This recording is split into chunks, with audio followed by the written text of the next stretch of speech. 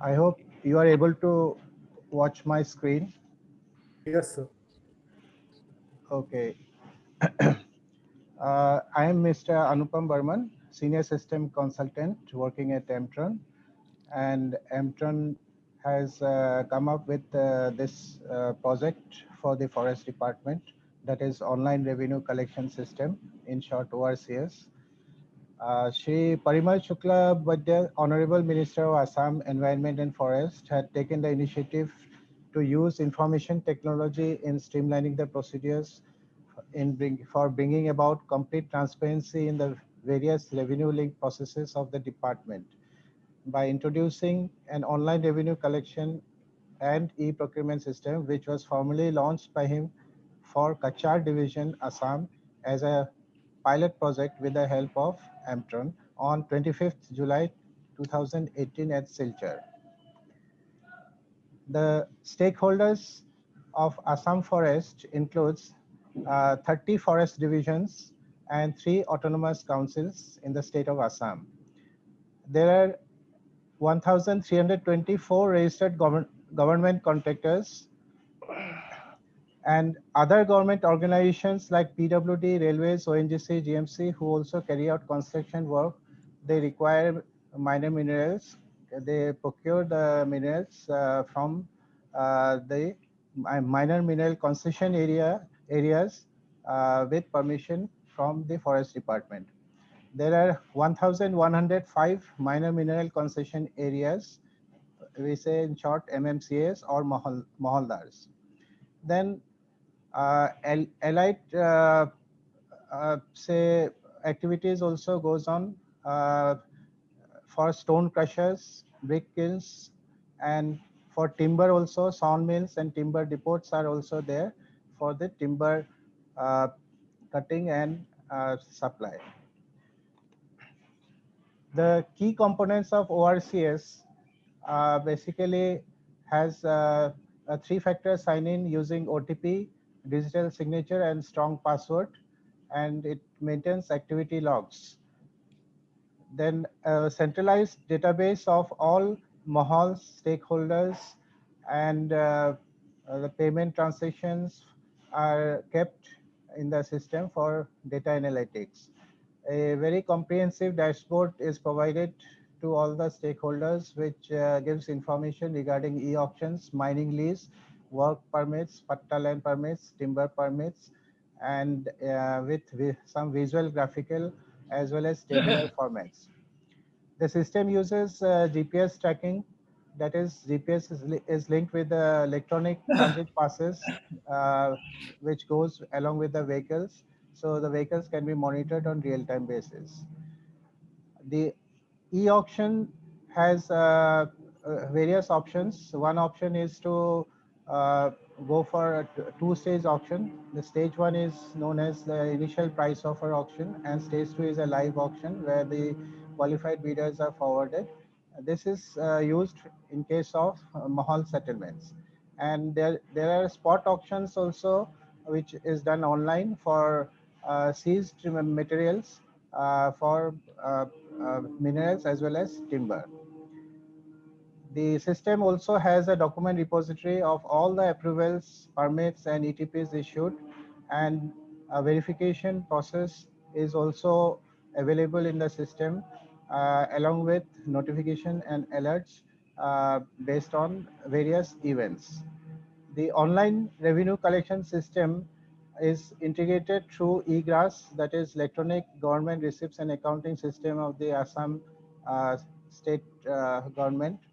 And there are some other components like MMDRR, that is Minor Mineral Development uh, and Restoration Fund, and penalties as well as TDS and GST payments are also made through the system and in the respective portals by the stakeholders. The architecture of forest online permits with GPS tracking is like this shown in this diagram. Uh, for each division, the DFO, that is the Divisional Forest Officer, is the main person who is responsible for the ground operations. So under him, there is a range officer, that is ROs. So the DFO floats the e-auction for the MMCA, that is minor mineral concession area, wherein the bidders participate, and the winning bidder from the live auction gets the LOI, that is letter of intent. When it is accepted by a bidder, the final settlement is done. Uh, this process is fully online, and once the final settlement is given to the bidder, then the bidder role changes to Mahaldar. On the other hand, the government departments like PWD, railways, etc., uh, they give indents to the DFO of the concerned division, uh, giving requisition for materials, and against which the DFO raises a demand notice to the registered contractors. Then the registered contractors uh, makes the payment online, and then once the payment is successful, the RO provides the transit challan book to the registered contractors. So for each permit, there may be several transit challans taken out by the contractors, and each challan is going with the each vehicle fitted with the GPS device, and the registered contractors approaches the MMCA holder for procuring the materials, and the materials are then delivered to the construction site. The final settlement, as I had mentioned just in the last previous slide, which is given to the winning bidder, has a settlement say done on quarterly basis. An amortization schedule is generated by the system. So this is an example of a 2-year contract divided into say 8 quarters or 8 installments or kists, and the annual dead rent is say 5 lakhs rupees, whereas the offer that the bidder had given was 10 lakhs rupees. So the 5 lakhs was the reserve price, but the bid offer receipt was 10 lakhs, and the forest department approves this uh, bid offer, and that is this amount of 10 lakhs is now is spread into 8 kists, and each kist has these different components. uh, the royalty uh, is coming out to be 1,25,000 for one quarter. 10% of royalty happens to be MMDRR, that is 12,500, and district mineral fund, this goes into the trustees account maintained by the district commissioner, which is also 10% of royalty, 12,500 rupees. And apart from that, GST 5% on royalty, and TDS 2.55% on royalties to be paid by the bidder. All these amounts are paid by the bidder online, and this amount will vary depending on how much quantity has been allocated for that quarter to the bidder. Say here the quantity is 500 cubic meters, and the item is sand. So for different materials, different quantities, the amount of quarterly installments will vary, and the contract period will finish after 2 years, and the contract can be renewed also, or the mohol can be again given for rebidding. Once the payment for one quarter is made by the Maholdar, the MMCA holder permit can be applied for by the MMCA holder or MMCA contractor. Both means the same thing. So the DFO communicates to the range officer for issuing the MMCA permit, and uh, RO will issue the MMCA permit to the lessee or Maholdar. So once the permit is issued, then a number of transit passes can be uh, uh, generated from the system by the MMCA contractor, before which the MMCA contractor requests for a transit book, which is also online, for specific vehicles with specific capacities, the MMCA contractor will fill up the uh, transit challan, and the RO will uh, verify the mineral quantity and the vehicle information, and then the system will uh, allow to generate the ETPs. ETPs can be generated between 6 a.m. to 6 p.m. and validity of each ETP is for 6 hours within the same district and 10 hours in case of inter-district transit. The MMCA contractor may update the GPS status also, and he is allowed to generate the TP only if the GPS is working fine. Otherwise, the TP may not be generated. So once the ETP is generated in original, duplicate, and triplicate, one copy is sent along with the vehicle, and each of these TPs is digitally signed uh, through the system by the range officer, and the copy of ETPs can be verified en route by the enforcement by scanning a QR code, which uh, helps in verification of the electronic transit passes. You have The 2 minutes revenue, to conclude, please. yes, sir. You have only 2 minutes to conclude. Okay, sir. So the revenue trend is like the say the revenue increase is about 308% between 2019-20 to 2020-21.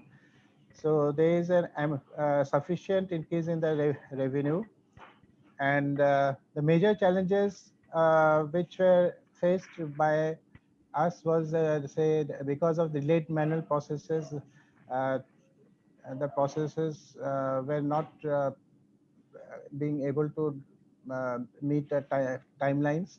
Then widespread malpractices were being followed earlier, like forging of permits and transit challans, which now is now prevented using verification by QR code.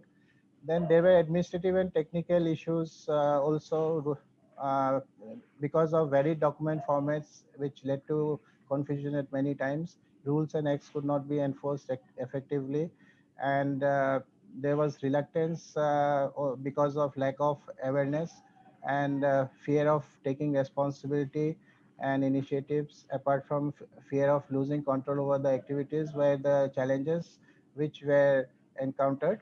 Now, since the our processes have been standardized and all the divisions have come on board, now things are uh, going very smoothly.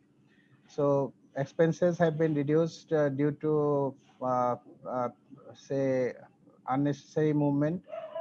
Now the stakeholders don't have to run about for making payment or getting their permits, and insecurity which was there because of high market volatility and delayed actions is now not there. So stakeholders are now able to meet their targets in time, and the forest department did not have their own IT cell where Ampton has provided all the infrastructure, manpower, training. Uh, Ampton is only taking service charge of 0.5% per transaction to meet the operational expenses. Scalability provisions, of course, is there because the system has been developed in-house and hosted on dynamically scalable open source platform, that is LAMP, Linux, Apache, MySQL, and PHP, and is hosted on OpenStack virtual machines, which is a very economic solution. So Ampton has its own mini data center with high capacity UPS and generators. Regular code optimization and technology improvisation with re-engineering processes carried out by dedicated teams, and service delivery assurance is supported by redundant connectivity with high bandwidth availability. Future roadmap is that this is definitely going to be replicated in various other states. Now, first request came from Directorate of Geology and Mining, Government of Nagaland, and we the modalities of implementation is under preparation, which is expected to be finalized shortly. So this overseas forest system is 100% online. It is directly linked with the state treasury, and the process workflows are standardized. Efficient monitoring tracking is helpful for enforcement, and it is a fully transparent and corruption-free system. Thank you so much. Thank you, Mr. Verma. Yes. Thank you so much, sir. Now I would request to our jury, is there any question regarding that? Yes. I think very good system, and I know it's very difficult to deal with government contractors, especially lot of revenue leakages are expected when you deal with such person. But I am sure your system must have had. Can you just tell us in percentage of what is your increase in revenue in terms of percentage, and how much is the increase in corruption? You feel that corruption or malpractices they have reduced.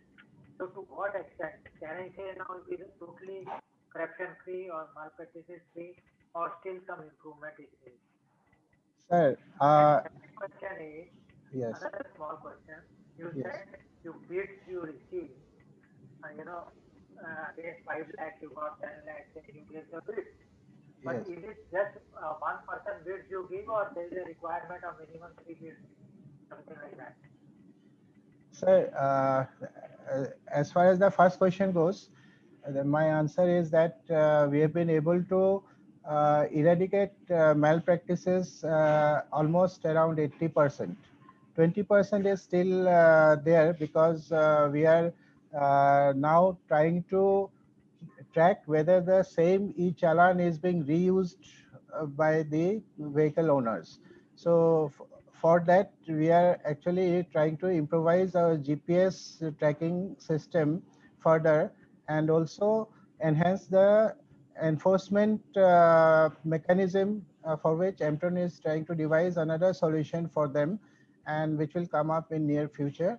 So that will help us to bridge the gap, and definitely we are going to uh, be able to achieve 99% or more of corruption-free system.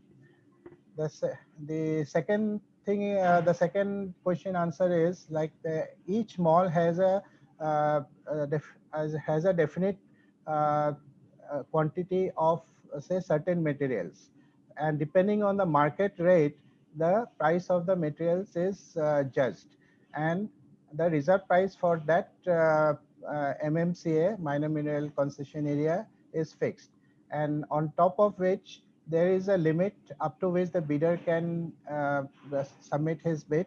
That is, it cannot exceed My 200%. question is very simple. Do you Yes, sir. accept just one bid? If there is a one bid, you will accept that?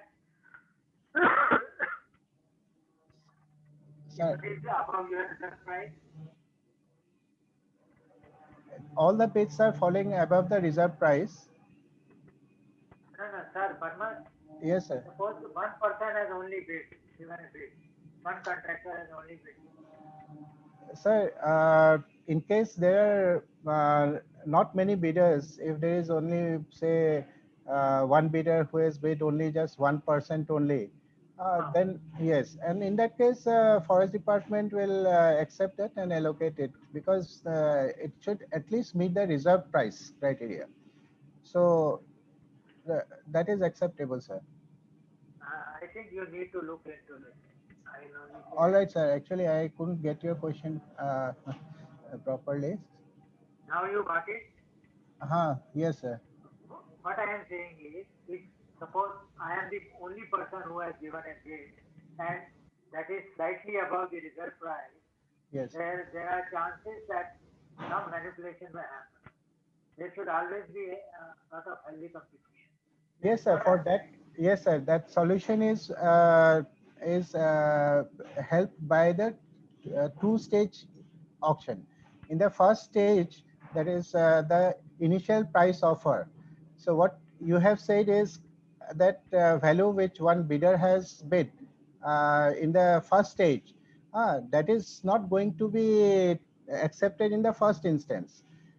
If there are any more bidders there, then in the second stage, all the qualified bidders are forwarded, so that all the bidders now can compete in the transparent way, so that every bidder gets the opportunity to outbid the other bidder.